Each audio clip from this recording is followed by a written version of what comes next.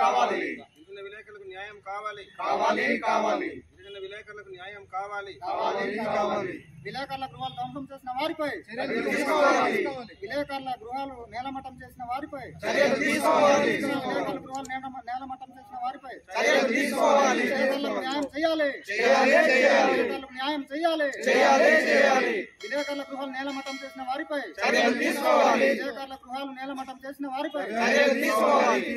విలేకరులకు న్యాయం చేయాలి చేయాలి చేయాలి విలేకరుల చట్టాలు పటిష్టంగా అమలు చేయాలి చేయాలి చేయాలి జర్నలిస్టుల సమస్యలు వెంటనే పరిష్కరించాలి చేయాలి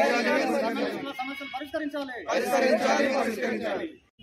ఐక్యత వర్ధిల్లాలి ఐక్యత వర్ధిల్లాలి వర్ధిల్లాలి ఐక్యత వర్ధిల్లాలి వర్ధిల్లాలి ఐక్యత వర్ధిల్లాలి వర్ధిల్లాలి జర్నలిస్టుల హక్కులను పటిష్టంగా అమలు చేయాలి చేయాలి చేయాలి జర్నలిస్టుల హక్కులను పటిష్టంగా అమలు చేయాలి చేయాలి చేయాలి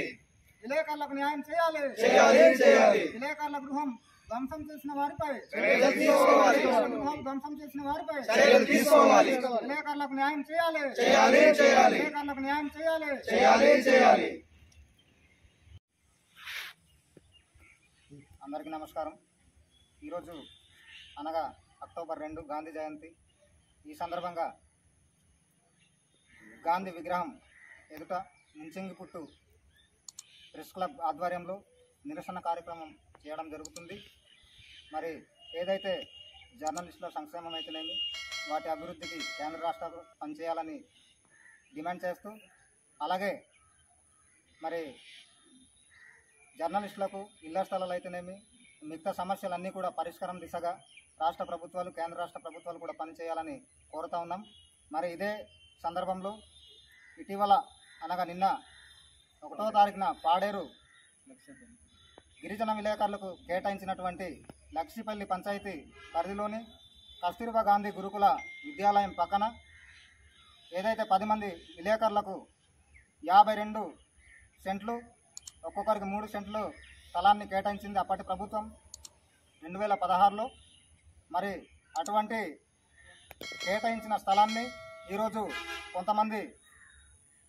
ఆ పంచాయతీ చెందిన సర్పంచ్ కానీ లేదంటే వారితో పాటు మిగతా 8 మంది అనుచరులు కలిసి